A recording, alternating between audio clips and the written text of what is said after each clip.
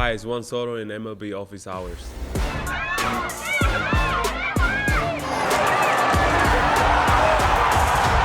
Baseball topic number one is ABS, the automated balls and strike system that's coming in.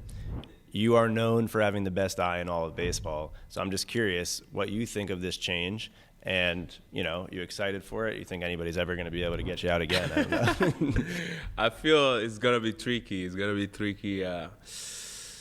I don't know. For me, it's going to be – I feel like it's going to be a challenge for me because we've been talking about how great my strike zone and my discipline of the play it is, but now it's going to be put on a test to see how good I am with my eyes. And I think it's going to be fun, it's going to be interesting, and we're going to see from there what is going on. Where does that eyesight come from? Like, have you always had this incredible eye?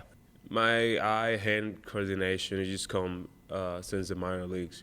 We start working on it. We start working on something since my first year as a rookie. We just been building little by little this discipline and start getting to know the strike zone more, knowing the plates, knowing the umpires, knowing the pitchers, and little by little, I've been becoming who I am. You came up at 19, right?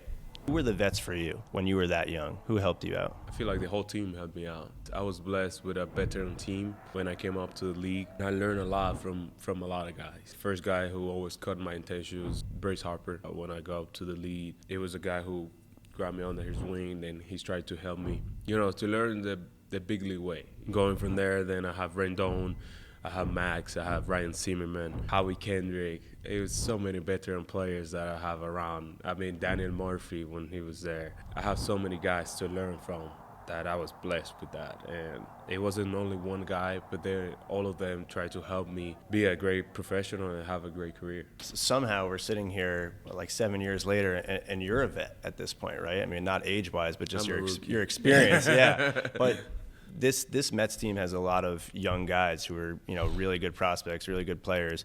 How have you come into this role now where you kind of are a vet in terms of experience now with these young guys? Is that weird for you?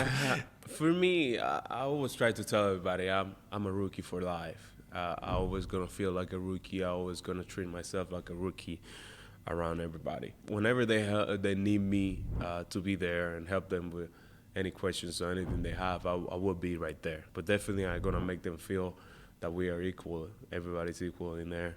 And it's no difference. Nobody is bigger than other. We all the same. We all brothers. We all playing for the same reason.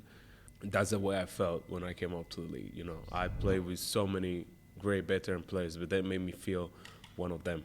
And that's the way I handle things. That's the way I go through.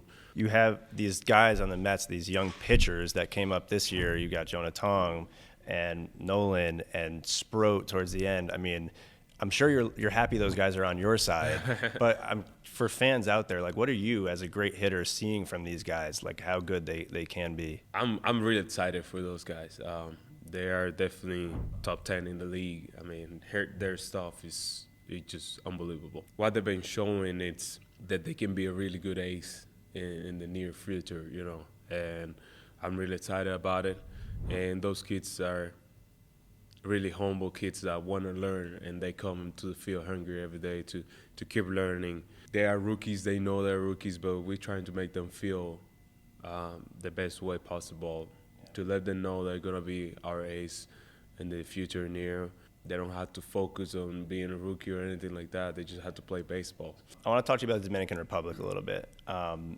First of all, we had Tatis in the office a couple months ago, asked him the exact same question, just what does baseball mean to the people of the Dominican Republic? And I know that's probably a really long answer, but even what it meant to you coming up in the Dominican Republic.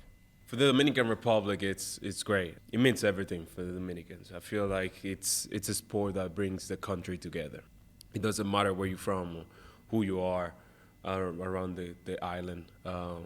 Baseball brings you together. And when you play baseball, it just brings people, one or two, bring it together or separate, it's the same as a winter ball, it's a big competition.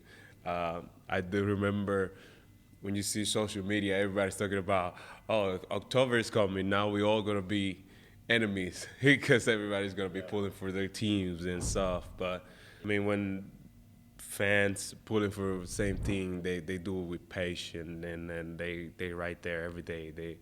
They have fun. They bring the most that they have for that team, and that's why I feel like it brings the Dominican Republic together, because it's no sport. I feel like it's a lifestyle down in the Dominican Republic. We were at the World Series with Junior Caminero. He's watching Teoscar. Teoscar homers. Junior's going nuts, like it's his brother. Like he's so happy for him. There's that brotherhood, I think, between all of you guys. But I'm curious with guys like Vladdy, who just had his moment in the postseason. Tatis, when did you remember like meeting those guys? And was it in the league, or you knew them when you guys were kids, or when do you remember meeting them? I mean, Tatis and Vladdy, I met them when we were young. We were like 14, 15. We were doing tryouts together. We've been showing to teams and stuff like that together.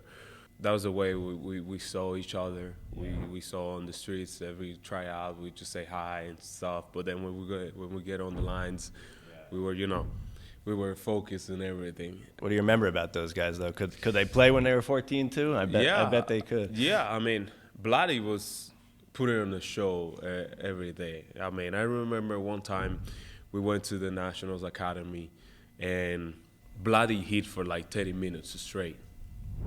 And we were just chagging, and he was hitting balls 500 feet all over the field. Yeah. And we're just like, we don't even shagging. We're just watching balls going out of the field, literally. We just like boom, boom, boom. And we're like, what is going on? And he put on the show for us. We were impressive, and we went from there. We hit 2, and then they say, okay, tryout's over. You guys can go. Let's talk to Vladdy. Lost all the baseballs. We don't have anything else. Yeah. All the baseballs are gone. But, you know, Vladdy and Tati, they always been superstars. You know, Tati definitely was a little shorter. He was impressed how much he grew and in a shorter time, and how he become a superstar so fast, so quick. Because I remember, you know, Tati always was a guy who everybody knows he can play and stuff, but he hasn't developed his power. And I remember one time we went to Miami, and he started hitting balls out, and everybody's like, whoa, is that Tati Jr.? No way. And I think that's how he started his journey, and he started growing, and becoming the superstar that he is. I mean, you've even said you think he's your favorite player to watch, or he's the best player you think all around. I mean, he can do everything. So it's pretty cool that you guys have been doing this for a while. All of a sudden this year you're a base stealer. I mean, we've watched your whole career. You're going 30-30, almost 40-40. Don't give away any of your secrets, but like sneaky. Is that what it is? Just a good base runner, just sneaky? Where does this come from? This new, I'm going to maybe go, you got to go 40-40 now. You got no choice. That's it. We're going to see. I always train myself, to try to be fast. So, it's kind of hard to move 230 pounds all over the field. I was well prepared to take off, to run, to move well in the field. Yeah. But, I was missing a couple things on the bases to try to help my game to increase in that way. And getting Antoine Richardson this year, he teach me a couple tricks that we can use on the game, and actually worked. It was really impressive. That's awesome. At the beginning, I have a little bit of uncomfortable. I was kind of like doubting about it, but then when I start seeing it's working, man, it was just fun to do it. And we find the happy medium. We didn't try to be too aggressive or just shut it down completely. We tried to figure out the middle where we can do it, because definitely we have Pete Alonso behind me, one of the best power hitters in the game. We want to make sure, I'm on base whenever he's hitting. We have this word association thing, so it's literally just the first word that comes to your mind. I'm going to name a player. We'll start with Vladdy since we're talking about him. First thing that comes to mind when you think of Vlad. Power. Tatis. Speed. Ronald Acuna Jr. Electric. Ellie De La Cruz. Ellie De La Cruz. Tall. Love it. Okay, we got to throw a pitcher in there. Paul Skeens. Mustache. Juan Soto. Smile. Okay. These are the last ones. We're doing quick rapid fire. Juan Soto's favorite music artist right now is? So many, man. I feel like it's not a favorite artist, but I will say music style, a typical Dominican typical. I like that. It's a lot of movement and everything. Fits your vibe. I've been around the north part of the island for a little bit, and it's been fun. Juan Soto's favorite athlete, doesn't have to be a baseball player, is? Favorite athlete of all time. You gotta respect Michael Jordan legacy. I feel like the way he prepares, not only for what he's done in the game, but his mentality and the way he sees things, that it doesn't matter how much you gotta work to get it, he's gonna get it done. It's one of the things that you gotta respect. When Juan Soto is not playing baseball, what is he doing? Playing video games. Are you good?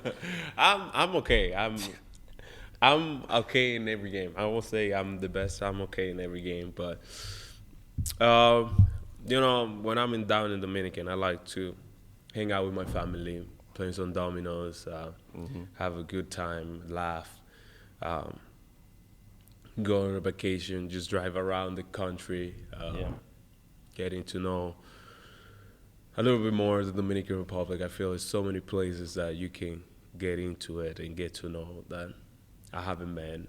So I love it. That's what I like to do in my off time. And then the very last thing is your buddy was doing a shuffle around the Junior. What's your reaction to his shuffle there? Actually, that was against the Mets. I saw that. I was just laughing in right field, man. It's just fun. I actually saw Tatis too doing a little shuffle too this year, and I was just like laughing. I was surprised. I'm really excited for them. It's just the way we go about things. We have fun with it. We on the highest stage of baseball, and why not having fun with it? It's never take it for granted. We going out there. We respect each other, but definitely we're going to have fun as much as we can. Thank you. See you around. Beautiful.